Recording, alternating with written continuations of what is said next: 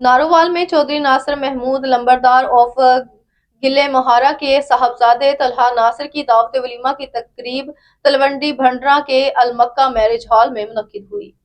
जिसमें AR गुराया बानियो कायद मरकजी चेयरमैन ऑल पाकिस्तान लंबरदार्स एसोसिएशन रजिस्टर्ड चौधरी अलहाज मोहम्मद अरशद लंबरदार, मरकजी वाइस चेयरमैन चौधरी रियासत अली बरियार लंबरदार, मरकजी तर्जमान चौधरी शाहिद महमूद लंबरदार और गुराया, नायब सदर जिला नारोवाल चौधरी मोहम्मद आजम भंडर और लंबरदार तलवंडी भंडरा, सदर तहसील नारोवाल चौधरी मोहम्मद सरवर लंबरदार डाहला, नायब सदर तहसील नारोवाल सैयद बिशारत अली शाह लंबरदार वीरू के,